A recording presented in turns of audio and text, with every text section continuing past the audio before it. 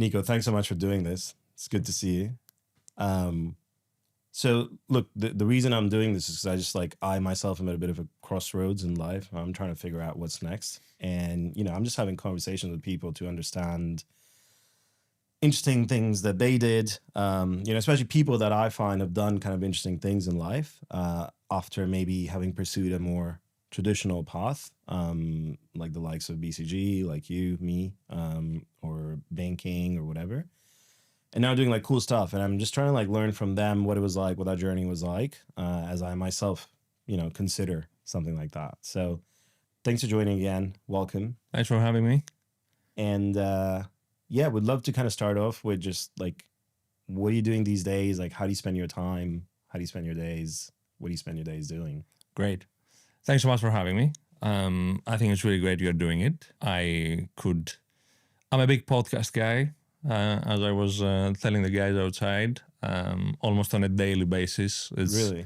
Yeah, it's like good company.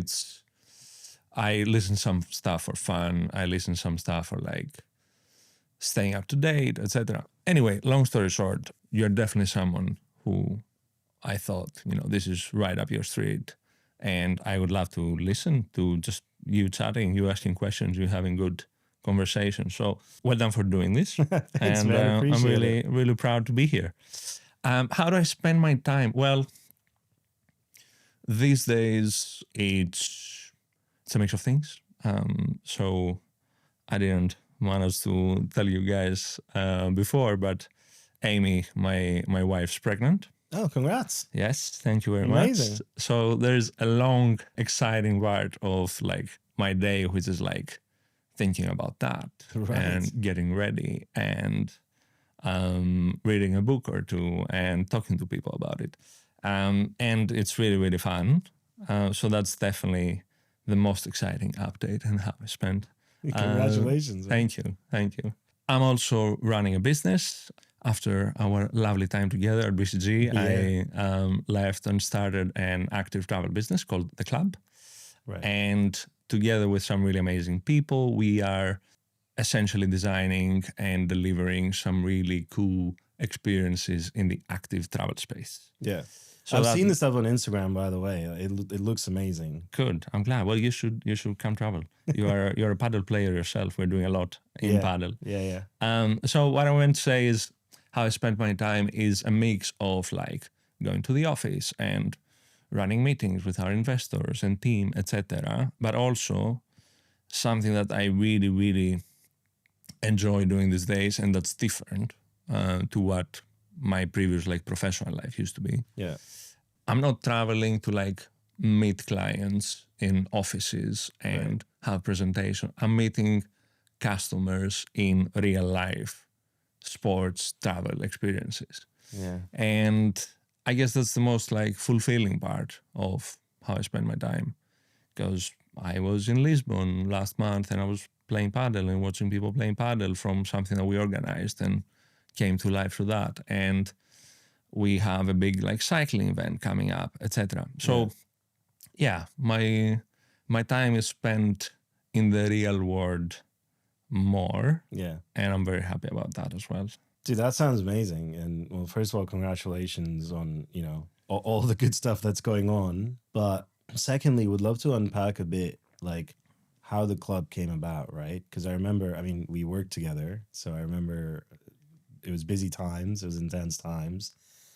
And then you leaving to kind of start off on this project. But I guess how did that happen? Like, how did the idea come to you? Were you picking between ideas? What was that journey like? Yeah. I think the first thing to say is that the idea came about with time. And that's really important, I think, for people in crossroads. I feel like I've been someone on a crossroad for a long time, Yeah. I started off my career in startups. Then I moved into BCG and I loved it. And I could easily just have stayed on that path for, I don't know, forever, I guess. Yeah. But I knew I didn't want to. I knew I wanted to try something different. I really wanted to come back to entrepreneurship. And time was, the only way I could do that. What do I mean?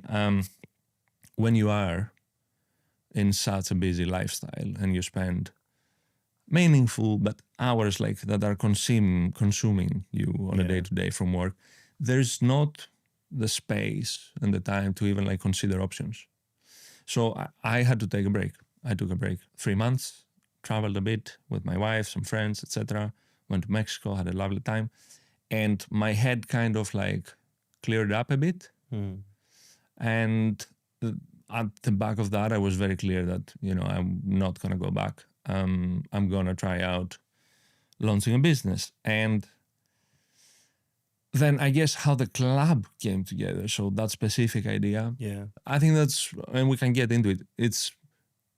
It's a few different steps of experimenting and learning and testing. And, I wasn't one of these people who, since I was a kid, I was like, I want to run an active travel business. No, Yeah. I love traveling and Yeah. I love sports. Right. And I started realizing that there were very concrete problems Yeah. in these, I guess, in the overlap of the two. Mm. And I started going after the problems. And I mean, we'll get into that. But I think the most important thing to say is for everyone who's considering Yeah. such a change, don't just jump into what kind of seems logical. Take a bit of time, consider options, create some space in your soul, Yeah. and then it will kind of land. Yeah, that makes a lot of sense. And it's interesting you say that because it's also like, I have found, because I recently moved out to Singapore from London, and it's something I in many ways regret because I adore London, and Singapore has a lifestyle, and London loves you as well. thanks, man. I needed to hear that. But Singapore has a lifestyle like I don't particularly enjoy, but I will say, like, being sort of going through this period of separation from my friends, my community, my wife is still here. It's created in me a bit of like, I don't know what to call it, like, because I'm sort of not happy fundamentally or like not comfortable, it's created this desire to experiment and do something creative and do other things. So that's part of why I'm doing this podcast, right? Is like, just, it's coming from a place of like, I have to do something with my time because this isn't it and I'm not comfortable. Yeah. But it's interesting that you say that your idea came from a place of like, it sounds like calm and like not comfort, but like peace, I guess. So I guess you can come at it from either way, but I guess it's interesting to note the difference between the two. I really believe in that. Like, our lives are going very fast, and there's a lot of like information and demands, and I think we need it. We need the space to make the right choices. Yeah. And I mean, right choices, to make informed choices and have some fun with it. They might prove wrong down the road, but I mean, it's my birthday. It's a day past Happy my birthday. man. Thank you. Yes, I've said it too many times. And it's birthdays. You celebrate another year of being alive and doing stuff and enjoying life and your friends and your loved ones, etc. It goes by fast. Yeah. You need to spend it as meaningfully as possible. Yeah, I agree. I mean, I couldn't agree more. I think that's a great kind of philosophy to embrace as well. And maybe one you need to bear in mind as you consider sort of like getting off that kind of fast lane, or at least a clearer track, like a BCG, to try something else out.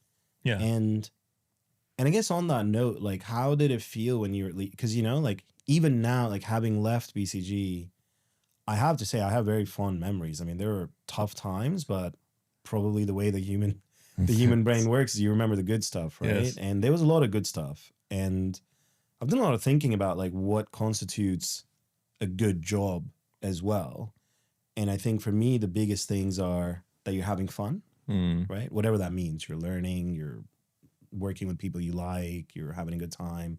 BCG was great for that, with like the caliber of person you're around generally, the community, the pub. And you're like building towards something, which again, BCG gives you in spades in terms of like your promotions, your sort of like salary increases, whatever, your benefits, you can see that you're creating life for yourself. So in that sense, I find that actually like it was a great place to be.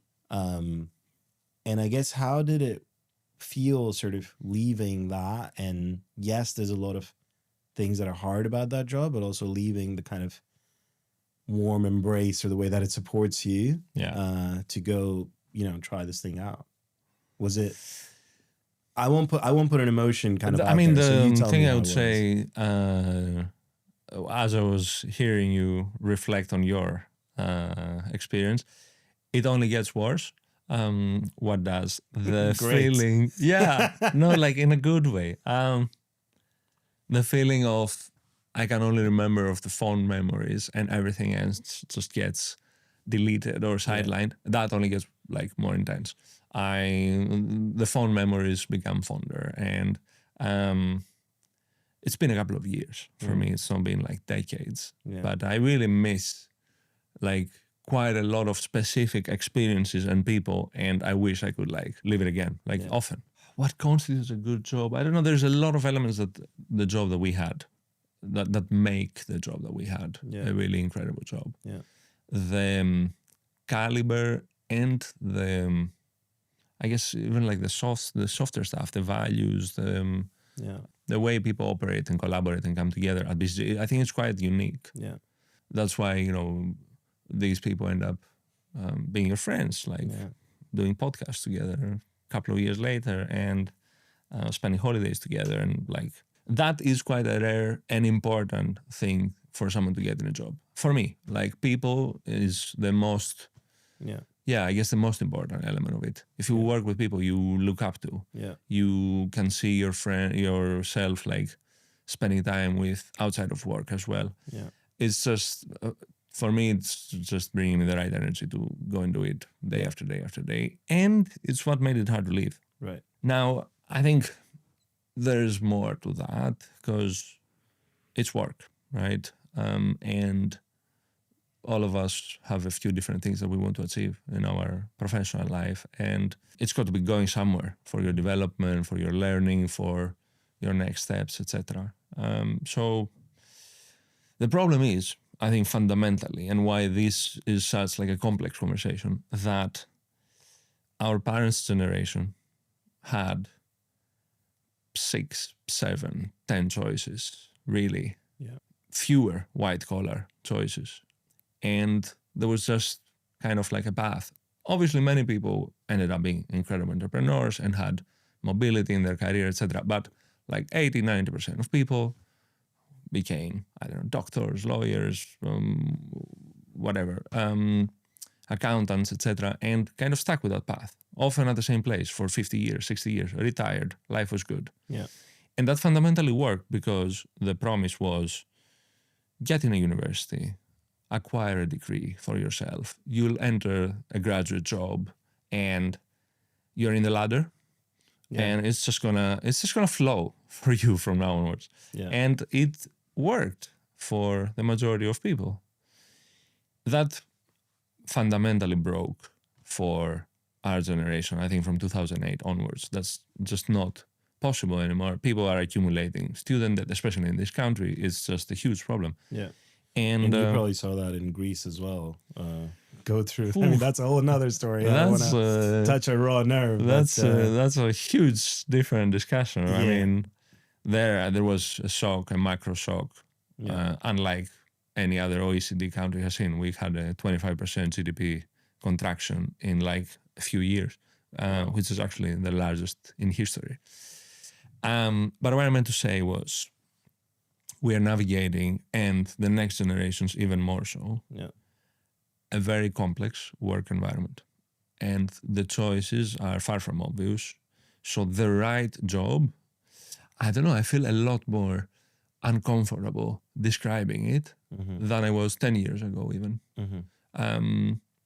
So I think when something like this is happening, where there's a lot of change and a lot of variables that you don't entirely understand or can predict, etc., you go back to foundational stuff.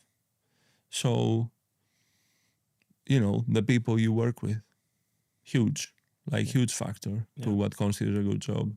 Your development and your development in non necessarily technical only skills, I guess. In fact, far less in technical skills. I don't know, you have cloud for technical skills. Yeah. But no, your day-to-day learning and feeling like you're going to the next stage of your life. And obviously that all starts from a place of being able to accommodate everyday life and your family's needs and your future plans, etc., which is also increasingly challenging. Your student debts, etc. It depends how people are coming from. Exactly, right? Like that's where I was coming from. And if I, even with that lens, if I think back to BCG or I evaluate that job, it's a solid place to be. Yes. So no, it is and I think we forgot that sometimes when we were in it, or people forget that sometimes when they're in it, or you take it for granted. So when you left to start the club, and I think by then you knew it was the club, or some version of it. Yeah. I guess, how did that feel? Because it's a good place. It's a secure, relatively secure place. I mean, was there because I still feel a bit of trepidation, as I think about Me too. Every day, obviously, yes. I mean, I very often think life was really good because it was. Yeah. It really was. I actually, unlike the majority of us consultants, I guess, at the time when doing the job, complain. I wasn't really. I think I was always kind of aware that I got a good thing going on. That's good. Yes, I mean, few exceptions, and there's always these exceptions are people dependent, but there's, people that are not right for you you can find that anywhere, especially at the big company. So it was definitely and is hard to think that there was something really good going on that I've left from, but there was something not necessarily better but different that I needed to do. So recognizing that the previous word was really great, easy.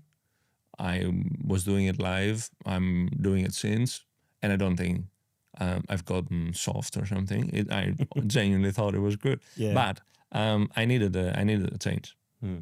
I needed to pursue something that was like a dream for a long time of starting my own business and doing it in a space that I really care about. And you focus on the things that are different and better, not on the things that are different and not necessarily better. Obviously, I'm not oh yeah, I'm far less financially secure now. That's great. With a kid on the way. Yes. Yeah. Oh, salaries are good. But yes, I would think so. Yeah. But I get to do very real stuff. Yeah. I meet with my customers and they are having real experiences. They're making friendships. They're getting healthier. They are getting to know the world. Things that really matter to me. So that makes the transition easier. When you focus on the reasons you left to go and do the different thing. And in my case, things like that were super important. Over time, you try to compensate on the things that you were missing. So I went on a journey to bring together a team that is really excellent, amazing to be around with, same values, same ambition, etc. It took me a good year and a half, I think, and a lot of trial and error. Yeah. But we got a foundation there. And that was one huge thing I was missing from BCG. And we will get it more financially secure, I hope. And yes, so I think that's the way. You focus on the stuff that are different, better, and matter, and you try to compensate for what's missing over time. Yeah, that makes sense. But how did it feel? Because, right now, sometimes I think about oh, I can do this venture, or I can do that venture. You can, by the way. Yeah, well, that's the thing. And then, I get in my, even I would say, get in my own way. Because I'm a pretty, confident guy. I'm comfortable with who I am. I have, seen a lot of the world in many ways, different jobs, different careers. And a great family that has been supportive and telling you, yes, you can do anything in the world. That's super important. Yeah, thank you. Yeah, I didn't know you knew that about me, but yeah, maybe it just comes across. No, but it matters. But even for me, you know, when I think about going for it, I still feel like just before I pull the trigger, it's like, wait, am I crazy? Like, is this actually going to work? And then, you know, there's a desire to fly back to the safety and the warm embrace of a BCG. Does it matter though? Does it matter if it's gonna fly or not? No, I guess. Play it out. I think that's why I keep telling you, play it out. You live your stable, cozy, whatever it is. By the way, this can also be in your personal life. Someone might be in a relationship that feels off, even like a bit, but you know, it takes a lot of boxes, whatever. Yeah. But it just doesn't feel right. So, okay, you change that up and you try something else for 2 years. Yeah. You know, you launch a startup, it doesn't work. What happened? Like, what's the downside, really? Does it matter? Yeah. What, like, when you're thinking about it and you have that uncertainty, and sorry, we'll get to your question, but I'm curious No, to hear makes how you sense. feel about it. What's the worst case scenario like in your head? Yeah, I mean, there isn't, like, it's not that bad, Right? For sure. It's like you put yourself out there and it doesn't work. And I guess people like me or people who've been successful in careers like that don't have that kind of like scar tissue, I guess, if like, you know, operational failures and things like that. Yeah. So maybe that's why it feels so intimidating. But yeah, you're right. You could just go for it. And worst case, maybe you're out of, you know, not a massive amount of money and you've learned a couple things along the way. I moved to the UK right after, actually, in my final year of uni in Athens. I finished my exams. I didn't have my degree in my hands yet because Greek bureaucracy is amazing. But anyway, I was 21 and I came over for a job in a startup that was exciting and new and fast and crazy, and a minimum wage setup for 6 months. So I moved to London, and I mean, it was everything. It was everything I said, like, was the reality, and we did really well in that 6 months time. So they got investment, and they wanted to expand in new geographies, and I was one of the early gangsters, I guess. And I basically pitched a few different destinations geographies that made a lot of sense for us to expand to. And 2 of them went through, and for one of them, I was asked to go and do it. So I moved to Dublin, and I was still 21. I still knew nothing really about business, the world, etc. But it was the dream. I was setting up a new company in a new place that I had never visited before. And the excitement was like on steroids. I was hiring people. We were opening new partnerships. We got an office. Life in Dublin was just amazing. Yeah. And 7 months later, we had to cut down costs, and Dublin wasn't really making money. And I had to shut it down. And obviously that seemed incredibly traumatic at the time. Your baby failed, and you know, I was the face of it. And Wow. again, I was just a kid. I guess 22 by that stage, and the company was still like really great about it, and it had very little to do with me. They made me an offer to go back and be their COO in London, etc. But my point being, early on in my career, I had straight up big failure experience, which was hugely beneficial for everything that followed. Because it just gives you that perspective that you now assume would be the case. Like, okay, you fail and it's fine. It's more than fine.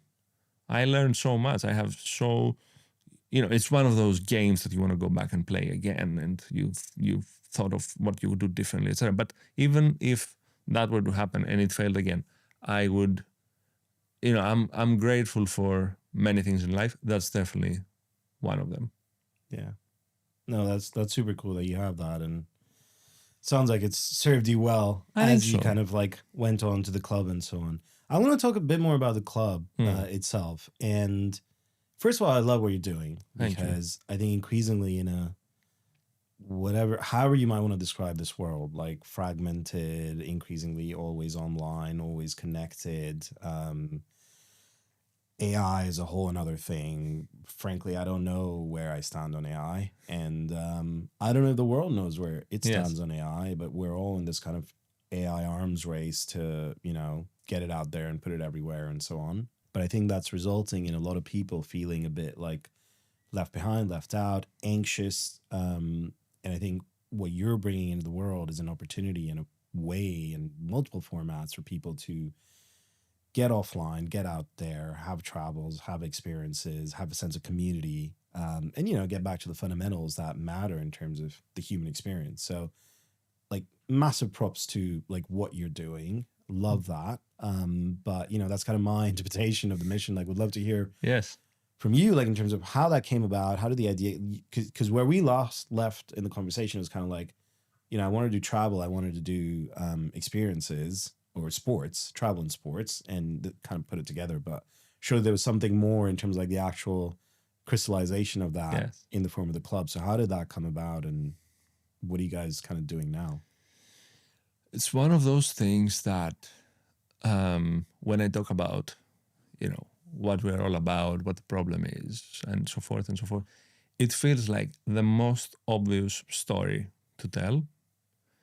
I'm assuming when I talk about the things that we're observing and the things we're building to solve for, that everyone sees it. Maybe it's the case, maybe it's not. But I think, first of all, that by itself is a very big part of like the sense of purpose and, I'm doing the right thing. It feels obvious. Someone needs to go after these problems.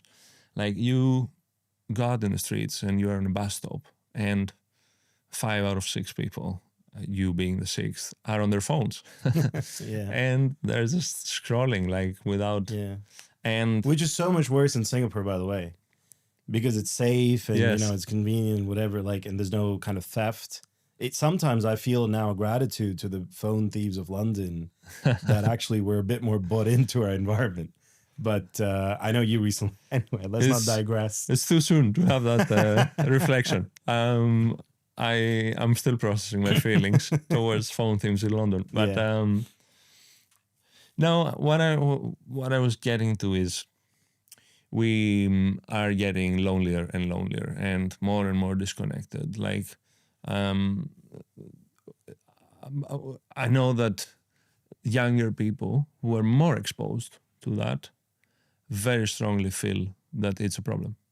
And it's a problem that I guess all the big tech and new tech emerging feels very comfortable with. In fact, if anything, builds on that to develop their products and expand their customers. And so anyway, I think that's deeply fundamentally problematic. People are not designed to be in front of screens for the majority of their lifetimes. People are social beings. They're supposed to explore relationships, places, experiences, etc. And in a world where there is more prosperity than 10 years ago, than 20 years ago, than certainly 100 years ago, and as such, it should be a lot easier to get to these experiences. It's actually becoming harder. I mean, fundamentally, it should be the easiest thing in the world to get together with some like-minded people and perform an activity, a sport, in our case, that you really love in a place that can deliver a good experience, right? It's basic stuff. But it's becoming harder and harder because people are not organized in communities as they used to be. They are organized or following digital communities. So, okay, I think a big part of, what we are trying to change is to bring these digital communities to life for real world active experiences. And active is important because another like really big problem of our generation, I guess, is we are, or rather, to look at it from the positive side, we are waking up to the fact that we need to live healthier lives. We need to take care of our body as much as our mind, and there's no better way to do that than perform activities that we really love. And that's different for different people. You love paddle. I love it too, by the way, but my friends love cycling and skiing. And I find that discovering a new place through an activity that you like is quite a unique experience. Yeah. Now, and I can talk about this for hours, so you stop me whenever you want. Sure. But a few things are coming together right now. It's a genuine, growing requirement for people to perform the sport in different places, travel with their sport. A lot of studies pointing towards that, our own surveys, etc. People are, and that explains why, you know, this market is growing very fast. And Yeah. so people are prioritizing these like never before. Yeah, I mean, that's for sure true. I mean, even if you, like my wife, Sonny, is obsessed with paddle more than I am. I'm a paddle player partially by virtue of being married to her.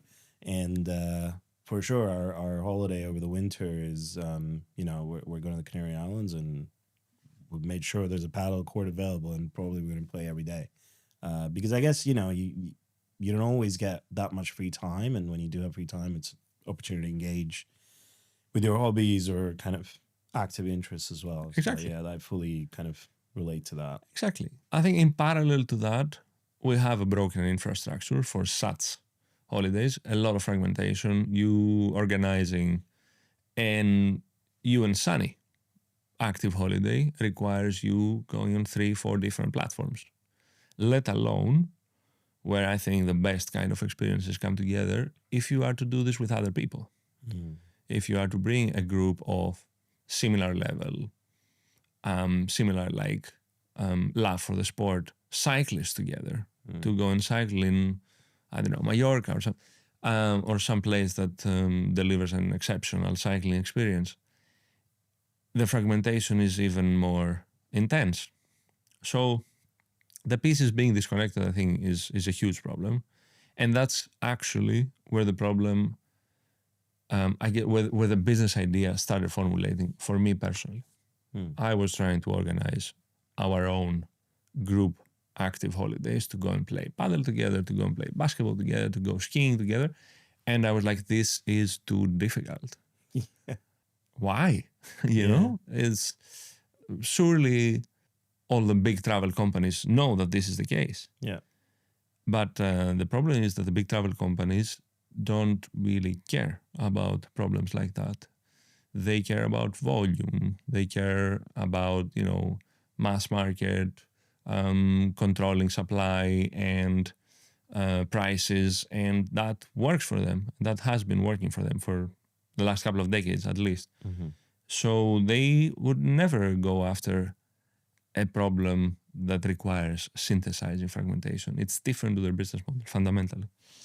And I guess the third thing that is important on where we want to take the business is that people are increasingly more, I guess, varied, diverse in their interests of sports and places.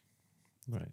We used to see that less than 10% of people did 2 or more sports with consistency. And today that number is 54%. Wow. 54% of people do at least 2 different sports consistently. A third, That's crazy. yeah, Sorry, go on. yeah, a third does 3 or more. And I don't know about you and your friends, but it totally resonates with me. Yeah.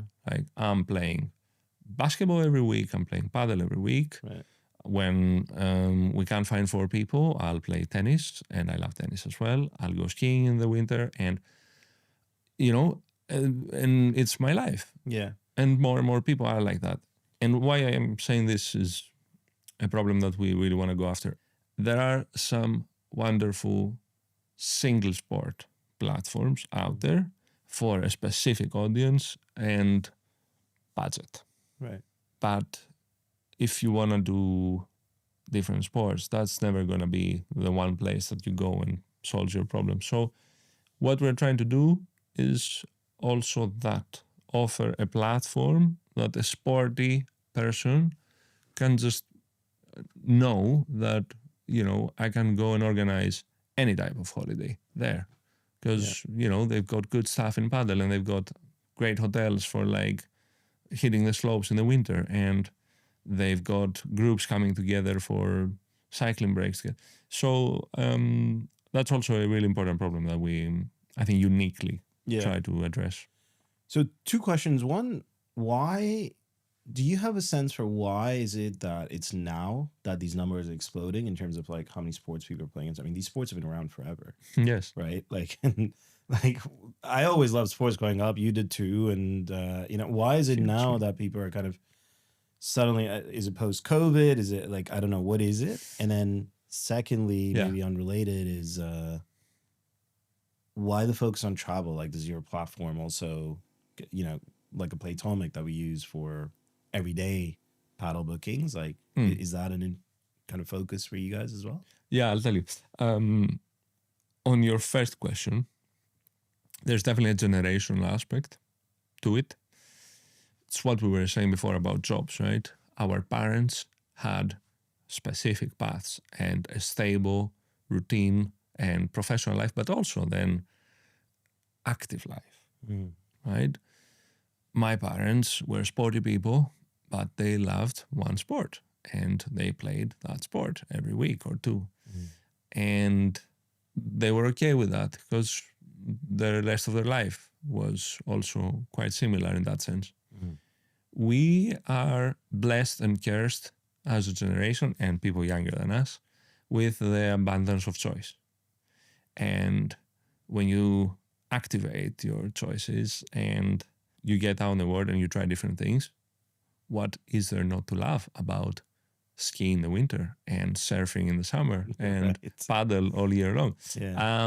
So I guess that's one part. Second part is infrastructure was not, obviously, is getting better and better. Take paddle as an example. Literally speaking to a new paddle club owner every couple of weeks in the UK. Yeah, wow. I moved here in 2014. There was one paddle club, and that remained in London. That remained the case until at least 2018-19. Now there's 20 plus, and there's more opening every day.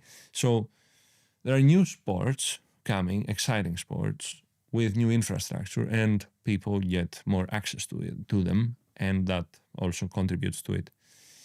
Now, to your second question, I think there is travel and sport, right? When you play sports, you create some of the, really great moments in your life. And when you play sports on like a regular basis, it's always easy to compare the one experience to the other.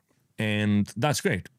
That's great. I mean, we cannot physically be traveling every week or two, but we need to play our sport every week. Right. It's never really those experiences that reach your peak of like experience or happiness when playing that sport. So I think there's a really interesting thing that I keep going on about, which is peak happiness moments in one's life.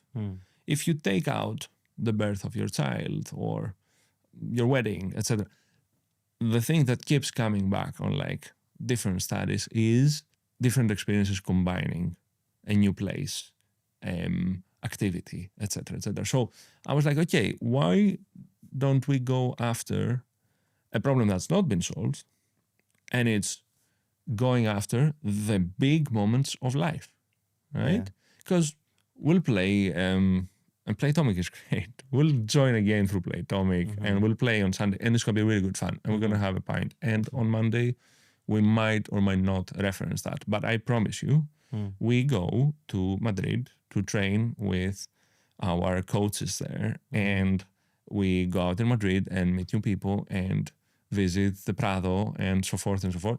you are 100% going to tell everyone for the next few weeks or months that you Yeah. had that experience. And your birthday is going to come and you're going to be like, oh, what was my highlight of the year? That moment is going to be there. Right. So I guess it's a bit of it's a part of our vision. We want to build for life's most special moments. And I think travel and sport bring those moments to life. I love that, man. That's beautiful. I love that. That's so cool. Congrats. I love what you're doing. Thank you. That's so cool. Is the world seeing it as such? Like, another way of asking, kind of, you know, how is the business sort of doing? How's the traction been? Because one thing that, you know, I worry about is, and I've seen this with my brother as he built Healthify Me in India. I think it's harder to, and I don't have the kind of empirical data to back it up, but it just feels much harder to build for positive things somehow. Like it seems easier to build, like, I don't know, like an Instagram or things that give you quick dopamine hits, or you sell sugar and chocolates, whatever. It just seems a bit easier to cater to people's worst instincts than to cater to their better ones. Yeah. And have you found that with this, in this world, and sort of how's kind of, you know, how's it been? I haven't. Listen, we've been around for a year and a half, and we've taken people to 47 countries. No way. Yes. 47. 47 countries. It's very cool. So you've gone at least outside Europe then. Yeah, big time. Yeah, big time. I mean, I saw we had a booking in Argentina the other day. Nice. It was the big premier tournament for padel in Buenos Aires, and it was quite an epic game, by the way. Right. And I was like, wow, people are traveling from the UK to Argentina to watch and play padel. Yeah. So, okay, that speaks to, I guess, the breadth of what you are able to offer in today's world with the amazing technology that you can build. But even more so, in a year and a half of existence, we had about a third, a bit above a third of our customers come back for a second experience or booking. That is the biggest thing that's telling me that it's not difficult to build for a positive experience. It's the opposite. If you build for a positive experience and you are obsessive about making it, bringing it to life, and you do so, and it's especially important to do that at first with, you know, the people that give you most information and learnings, etc. So I think we've been very good at it, and people come back, because why would you not? You have an amazing experience that is memorable, and you share it with your friends, and you bring your friends along next time. So obviously, I think the world is favoring faster dopamine hits and, you know, faster growing tech products, etc. That can, and that's not going to happen in like travel. That's not going to happen in travel. You have to build it like bottoms up. You have to give the good experience for people to come. So in that sense, it might be a bit slower than, oh, I opened this AI SaaS plugin and I have, you know, 5 enterprise customers and 2 million ARR in 6 months. Right. Yes, that's more difficult to build in travel, but it's easier to build a business with foundations that is going to be there in the long term, that people are going to come back to, and people are going to bring their friends with. Not making it too technical about business, but the latter is particularly important for the financial sustainability of your business as well. Because we are in a world where acquisition is very competitive and expensive. And we were very conscious about it from the start. We're not going to burn money on acquisition. We're going to deliver a good experience, and people are going to bring their communities with. And we're seeing that happen. What was the first experience that you delivered? And what was the first sale? It was a cycling trip. It's a great story, actually, because it led to a very fundamental development for the business. So we've partnered with this amazing woman called Emma, who is not a professional cyclist, but an incredible cyclist, and she knows the Cotswolds inside out. We teamed up with her to host a cycling experience at the Cotswolds, and Emma and I were like true partners in crime, trying to get people to sign up to the experience, Right. talking about it in the different fora, etc. How'd you find her? Instagram. Oh, wow. Yeah. Okay. So it is good for some things. It's good for many things. Yeah. You need to do the right thing on Instagram Yeah. to unlock the digital communities that are there, but not to sell products on your e-commerce platform, I don't think, to Right. bring them to real life experiences. People are there. Yeah. People are looking for a positive outcome of their experience in Instagram. Yeah. Emma and I were getting like people on board. Emma reached out to this amazing woman who was herself like running a small women cyclist community on Instagram. That woman named Alice. So Alice loved the idea of the trip. She signed up to it, and Emma gave me the news that, okay, we have one more coming. Alice, great. So I reached out to Alice and I said, hey, really happy you're joining. Really want to get to know all our early customers. Let's have a chat. Turns out Alice and I were in the same building for the last 8 years at BCG in London. No way. And we never knew each other. She was building ventures with DB, a couple of floors under where we were. Right. But we had a chat, and then we had a coffee together, and I could see that she had the exact same like passion for the space, and even more so for cycling than I did, to be honest. So that led to the development of a relationship that 6 months down the road ended up with her joining the club, leaving BCG and her role as a partner with BCGX, and becoming my new co-founder. So now we're building together. Oh, congrats. So, I remember seeing that email actually when she left. Yeah. That's super cool. Our first trip was not only a really good success for Emma and the cyclists that joined it, and obviously the club as a business, but for me personally, because I got an amazing partner in crime through it. And how many people were on the first trip? 6 people. Okay. There were 6 people. Yeah. Small trip. We actually find that, especially for these more local experiences that are, UK to UK travel, for example, small groups actually work financially, but create also the best platform for a good experience, because people leave that weekend and they're like best friends.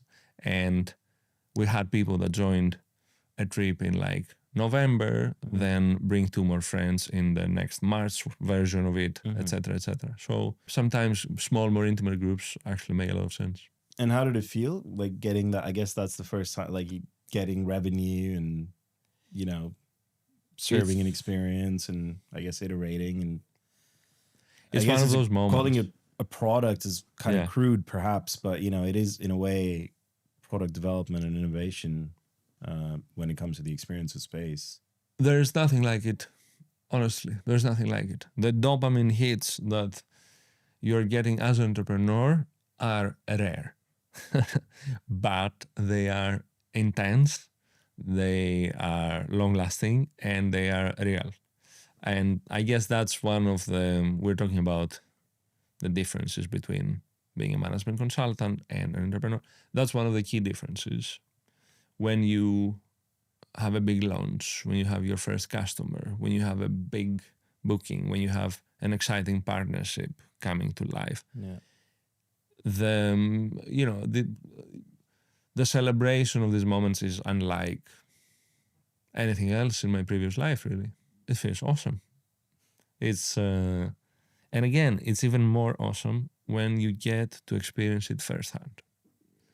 Like attending these group trips, meeting your customers, seeing them, having fun. It's nothing like it. Well, I can't wait. I mean, I'm guilty of not having done one yet, but I cannot wait to get on there, dude. Like once I'm back in the UK, You're welcome. we'll make it happen. How does it sounds amazing. I'm sure there's been like tough moments as well. Let me be clear, a lot more tough moments than not. I said, a rare dopamine hits. Right. Yeah. And now, like, how does it work with, you got married last year. You're now expecting a child. How does entrepreneurship work when you're also, navigating the realities of, being an adult? And I don't know is the short answer. I don't know how it works. I think it fundamentally doesn't work yeah, unless you have a support network around you. yeah, So I'm very lucky in that sense that I have a family and in particular a wife who is an absolute legend about it all. yeah. And, Thanks, Amy. yes, thanks, Amy. It's a very hard journey to go through alone. So you have to have support. And then on the practical matters, honestly, I was thinking about taking the step for many years. And there are two schools of thought around when is the right time to do it. One says you do it when you are young and broke and with your back against the wall, and that creates a sense of urgency that is really productive, etc. And I believe that this is very much the case. I didn't take that path. Right. I waited perhaps a bit longer than I should have to establish a basic level of financial security.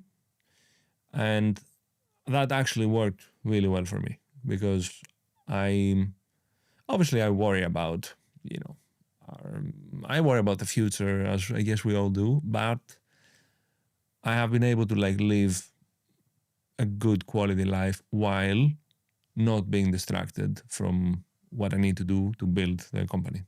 So having a bit of a backup so that you can really focus on doing things right, I think long term is something I believe can work well. There is no right or wrong. I'm just, this has been my experience. And I think for people who are considering it, you, as an ambitious person, you always find the sense of urgency. And I think it's good to also have the reassurance of, we're good, we're safe, we'll be fine. Kind of related to that, what's your view on, because as people consider going into entrepreneurship, there's also two schools of thought on when you kind of leave your day-to-day job and make the transition to full-time entrepreneur. And, some people say, look, just do it on the side, build a plan, whatever, like experiment. And some people say, just go. I have a point of view, but I haven't done any of this. So where do you stand on it? I'll tell you what I think. I genuinely think there's no right answer. It really depends on what kind of person you are, what kind of environment you're into, how much time and space you have to build something on the side, etc. There's all these amazing stories of people who work two jobs and managed to stay up until 3, 4 a.m. to do their side project, and that side project ended up being an amazing success. And I genuinely really admire these people, especially those who do it out of necessity. They just had to do it like that, and they didn't want to make any sacrifices. Honestly, these are some of the most heartwarming stories out there. So it's possible. It's possible to do something really intense in your day job and then, find magic time and build a successful business. I think it's more sustainable and pleasant for the people around you to prepare the ground one way or another before you go and launch something.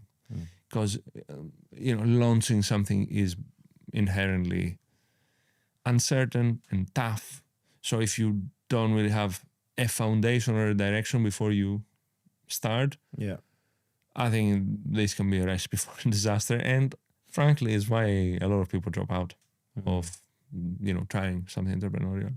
Having said that, my experience was one of the more steady, carefully planned ones that are out there. I took a time off work without having fully quit my job. Right. I prepared my plan. I prepared my loans, my business plan, etc. It all changed anyway, but I did it, and then I quit. Yeah. And there are levers in professional services companies where I assume, you know, people watching this might be currently at. There are levers that you can pull to do that. Take some time off, work on your idea, proper like breathing space, and then go and do it. Yeah. That What's makes your point of view? You said you had. well, I think my point of view is also, you know, formed by kind of my lived experience in terms and kind of my desires more so than like what's right. But my desire is to just go for it. Like, don't try and do the dual track thing. I know, to your point, right? Like, it depends on what kind of person you are. I know me, I know myself, and that's not going to work for me, because the moment I start to get into like, oh, I have my job, then like outside of my job, I'm going to look for other things that give me, you know, temporary fixes, so to speak, in terms of if I'm not enjoying my job that much, then like these are other things that I do enjoy. And it'd be like social interactions or hobbies or like podcasts or whatever. And I don't see myself sort of going all in until I commit and leave a job to do it. And I think secondly, to your point of like having your back up against the wall, I think that matters too. And yeah, maybe I should have done it when I'm young and I'm broke, but at least I'm older but still broke. So, you know, like that Broke is good. Yeah, but that can still, you know, give me the right kind of impetus and sense of urgency and all of that. The same Yes. way that this whole podcast idea came out of just, you know, being by myself in Singapore and a Yes. desire to just do something. Yes. And I don't take that for granted. And I think there is a chance that if I come back, you know, because I can take longer, whatever, and like build a bigger financial cushion. But again, knowing me, I think if I build a bigger financial cushion, I'm going to come back, take some time off, like buy a Jaguar or whatever, go do a road trip, and then, you know, go back to BCG. So I think there is a sort of A good plan, by the way. an amazing plan. Not the first time I would do that, by the way, but you know, I think, yeah, for me, for someone like me, and you know me, I'm not as much of a planner. I'm more of a get stuck in and see what happens. And I think, and sometimes that served me well, and other times that's led me astray. But you know, that's the personality that I have, that I'm blessed and I'm cursed with, to borrow your words. And I think therefore it leads to maybe some rasher decisions, and that's fine. I think it takes, and that's probably a bit easier for people our age, even though, I mean, it's funny, you talk about young people and you're like, oh yeah, I meet some young people these days and they're like, but it's true. I mean, I have some people close to me that are much younger, and their level of self-awareness is, I'm very envious of it. I wasn't like that 15 years ago. No way I wasn't. It takes a level of self-awareness to know what's right for you and your environment, because you need to think of your environment as well. And for some people that is, you know, I just go and do it. For some people it's, let me plan, let me bring people with me in the journey, and so forth and so forth. Yeah, makes sense, dude. It's been an absolute pleasure talking to you. It's been, you know, Likewise. educational, informative, heartwarming, inspiring. Thank you. Thank you for the time. I do, you know, as part of this series, kind of want to keep a consistent closing question, Format. which is just like, you know, what to you in your kind of, you know, perspective, what is a life well lived? Like, what are the ingredients for good life? I know it's not an easy question, but what do you think? Yeah, that's a wow. That's a huge question. It's a tough one. Well, I go top of my head. I think there's one element that is time, and I'll expand on it. There is another element that is decency, and there's another element that is called purpose. So I think you need time. You need quality time and prioritizing mindfully time with the people you love, with yourself, with your favorite activity, with exploration. And it's just so easy to get distracted with your ambition and what the world is asking from you, and look back and be like, oh, where did all my time go? So I think mindfulness around creating quality time is very important, and time for yourself as well. I love spending time with myself. I think Me too. yes. So time, decency, I think is super important. Like being a good human, like contributing to the people around you, loved ones and not, like really considering your choices around, is this gonna make the world a little better? Is this going to contribute to other people's happiness, well-being, etc.? I was small example, but I was having a chat yesterday, and it's simple, and it's just the recent thing that comes to mind. And my friend was in Margate for the weekend, and she was walking down the beach, and there were a bunch of like small nice houses there, and there was a house which had a sign outside saying, we fill your water bottle. And it wasn't a cafeteria, it wasn't a restaurant, it was just a house. And they were like, okay, let's ring the bell. Rang the bell. Lovely woman opens the door. Like, hey, can you help us with our water bottles? Absolutely. She just took the water bottles, filled them up. And I was just, reflecting on, you need to be a truly decent person. Yeah. To be like, I'll proactively. Right.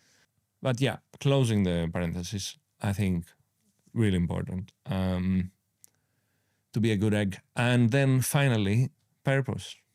There is a lot of things going on in the world which are fundamentally problematic, and doing nothing about them is just not a way to live your life. You have to be an active citizen, you have to be engaged, you have to care, and you have to bring that together into a life meaning, a purpose that you are working towards.